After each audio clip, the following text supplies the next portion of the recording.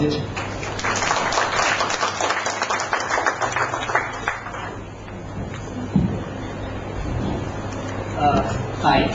everyone.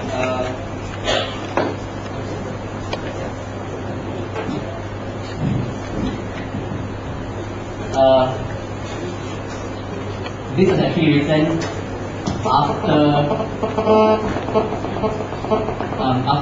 talking to a friend about circumcision and for cancer. Yeah. Okay. Yeah. I just go ahead and read it. I remember the day it was cut for me. I was all of 5 years old, in the prime of puerile innocence. It was a joyous event. Relatives were called over, food and drink plenty. I found company in my cousin, and while this served to diminish some amount of apprehension, I never totally forgot what the day was really about. The day I said it was for the better, that it was cleaner, in cleanliness, in forgottenness. Everyone had to get it done, even the girls I had heard. Even though gas was a solitary affair, I never could find out much about. And of course, no one questioned the logic of cleanliness. Who wants to be dirty? I'd seen what it would look like. Harlan would show this to me in the toilet the year before. We were good friends then, and we went to the same cubicle doing toilet breaks. I was always eager to examine it closely. It was so different from mine. The exposed bubbles head, almost shiny, and so smooth to touch. The inside ring before it joins the shaft, a ring of gleaming red. There was a certain grandness about it, in stark contrast to my pale and closed brown wine. And Harlan's seeming indifference, he had it done neonatally without the fancy of ceremony, only served to fascinate me further. Yet beyond the aesthetic and rite of passages, the tension it would bestow, I knew it would hurt, and it terrified me. It was after lunch, and there was still no sign of him.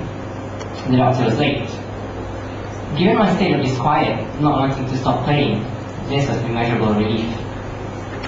I even managed to somehow convince myself that he wasn't coming after all, that he had postponed or something.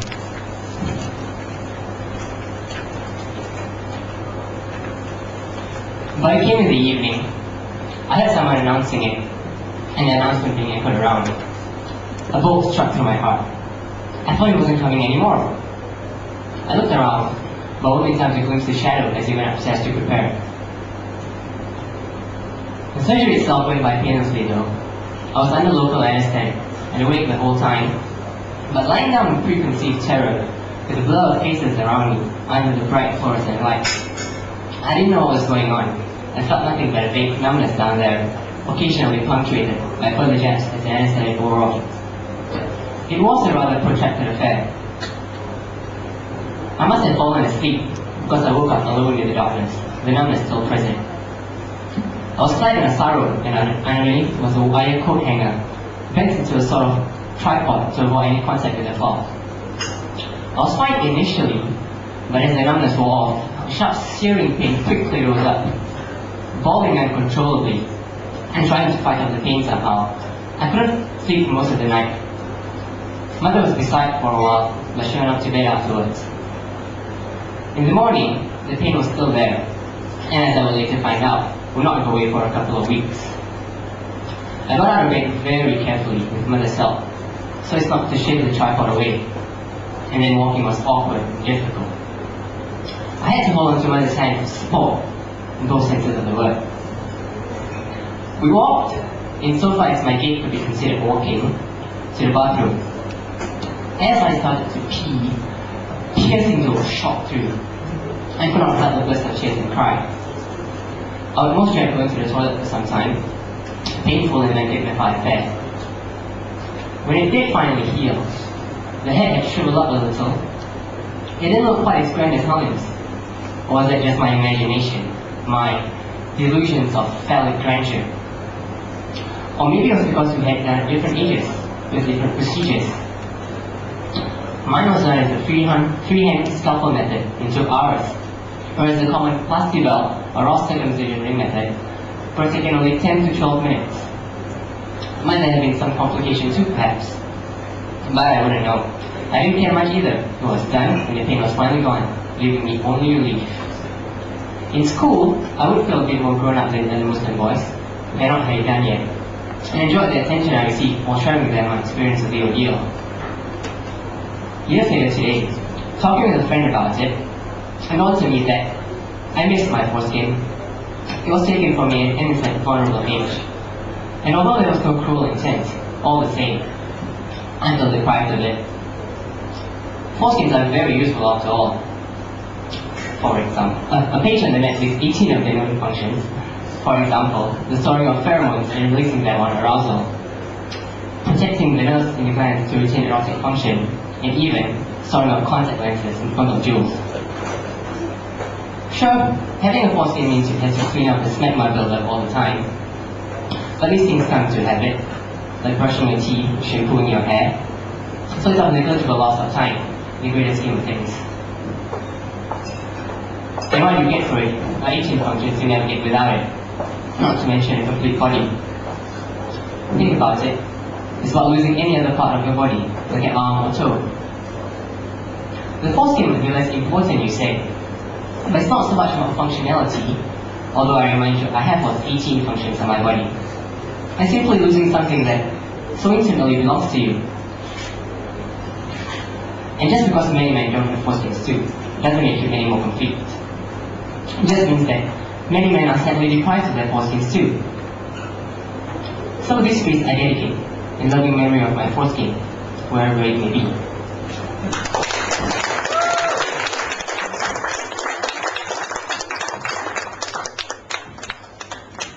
Thanks, Jabir, for that very honest and very gripping and very intimately personal tale.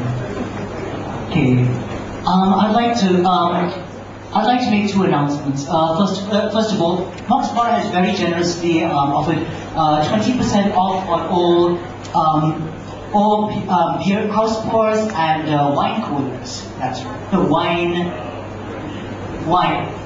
Well, and all wines. Yes, for tonight. Yeah. Second announcement I want to make is Yen Feng in the house yet? Yen Feng. Okay. All right. Yeah. Well then, okay. Our next reader. Our next readers are Ruby and Shah again, because they'll be reading for my good friend Geraldine Toe, who is currently in Dundee, Scotland, fighting the cure for cancer. I mean, seriously, she's an oncologist. She's got to save us all when we're making prostates and boobs someday. I'd like her. She was my sister's best friend for many years, and I didn't find out. And she was, all this like biochemistry, lady who, beat up girl boys even in kindergarten, and I didn't find out that she did poetry, and really good poetry, until I was quite old.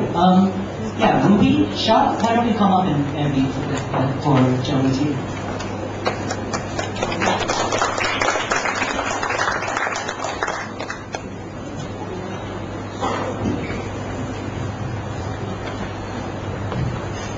Between Breaths by Geraldine Toe.